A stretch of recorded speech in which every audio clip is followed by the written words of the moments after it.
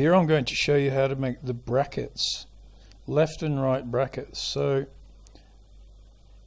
from the baseline we make a sort of a double forward and crimp, but angle the wire up to about, say, 10 o'clock on the clock face,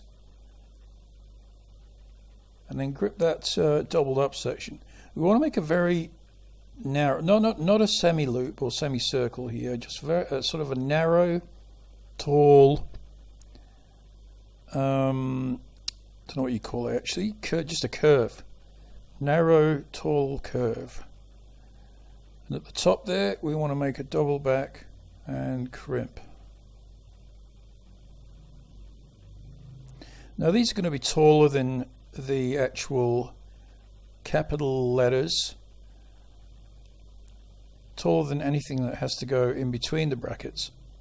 And just to show you as an example here, I'm going to make the capital letter S and put it between the brackets. Now what you might end up putting between the brackets could be anything, you know, sort of an algebraic equation or anything, I suppose. So anyway, no explanation needed really for the S, except to say that here it's smaller than the actual bracket, it's not as tall.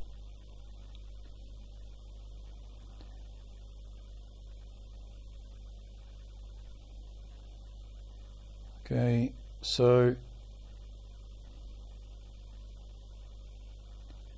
now we're going to go on to the right-handed bracket. So what we do here is we just try and mirror the left-handed bracket. So no doubling up here, but we just bend the wire and try and mirror the left-hand bracket. So at level with the top of both brackets, we make a backward crimp here.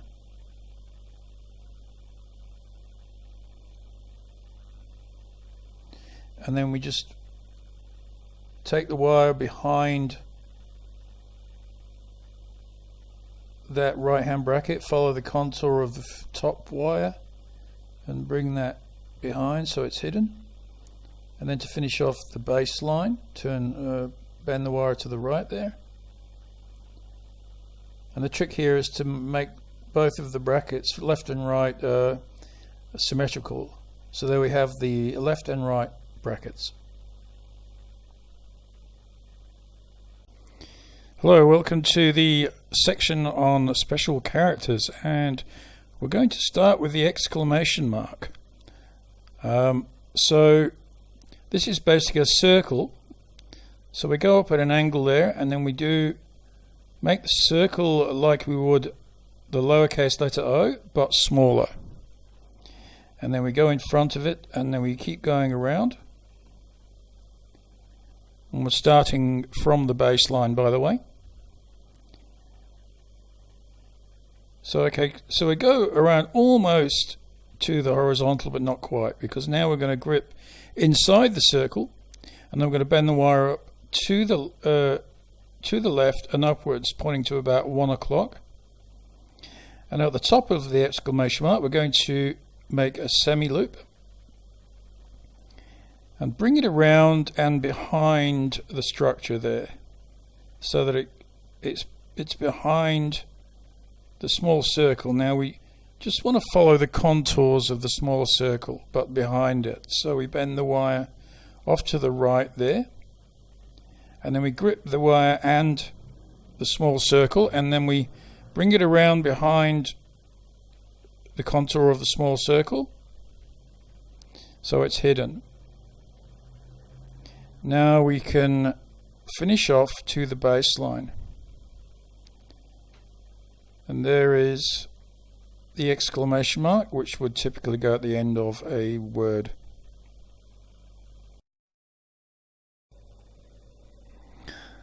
In this video I'm going to show you how to make a plus sign. Now the good thing about a plus sign, it's almost it was the same as a lowercase t, except not as tall. So what we do here is we make a right angle upwards, and then we make a backward crimp. Now that a plus sign is probably about the same size as a lowercase letter from top to bottom. And in the center of this doubled up section now, we bend the wire to the right at a right angle.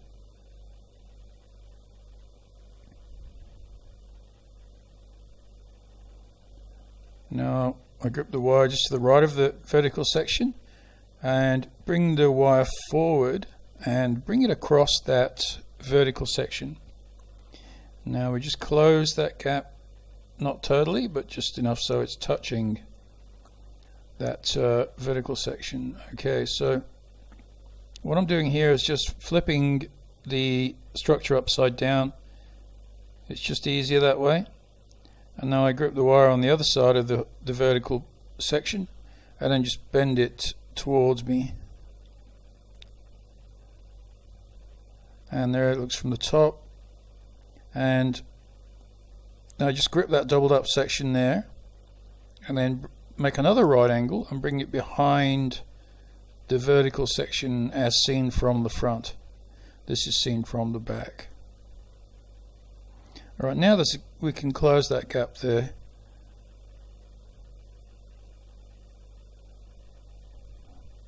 Alright, now we'll bring it so that we're looking at it from the front again. Couple of now adjustment time. Now I grip the bottom part of the doubled up section.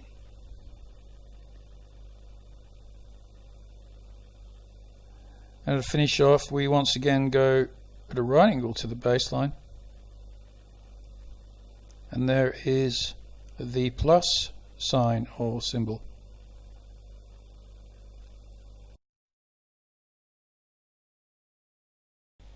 Hi, so I'm going to show you how to make a forward slash and a backslash here.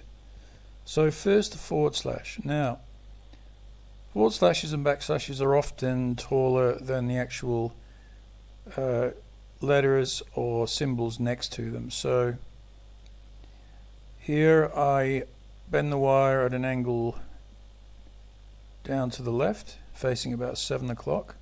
Then I make a forward crimp here.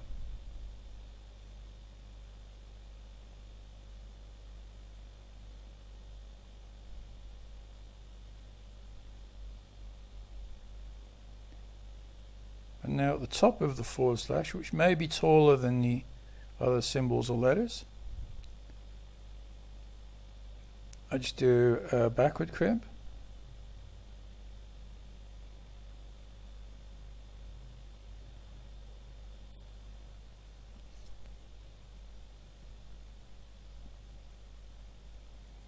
And then finish off to the baseline. We just bend the wire where the previous baseline is, horizontal. So there we have the forward slash. So the backslash is just a mirror image of that. So we bend the wire downwards diagonally, facing down to about 5 o'clock. And now we make the forward crimp. So now the wire faces up to about 11 o'clock.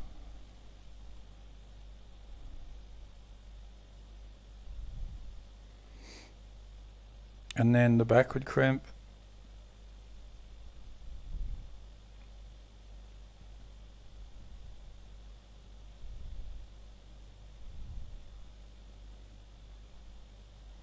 And then to finish off, we will bend the wire to the right, level with the baseline again.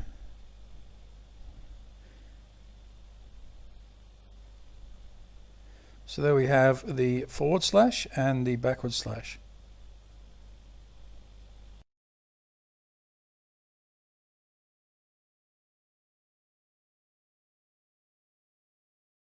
So in this video I'm going to show you how to make the @ symbol, which is pretty handy if you're going to bend an email address in wire. So we start off with the a standard lowercase a, and then after it we bend the wire up vertically.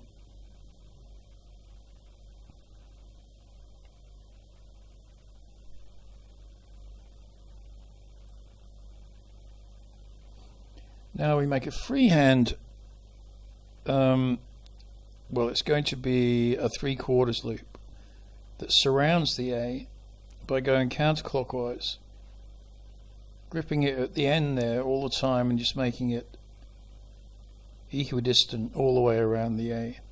And at the bottom of the A now we will make a backward crimp.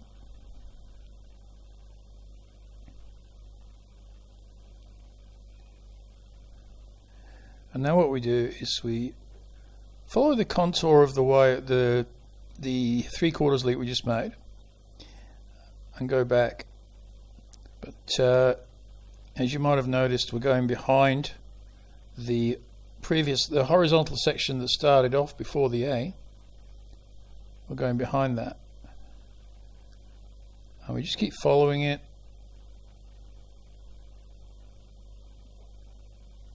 till we come all the way back to the point we started. I'm just going to make sure that it's all hidden, and as usual we finish off to the right with a right angle bend to the baseline there. So there is the @ symbol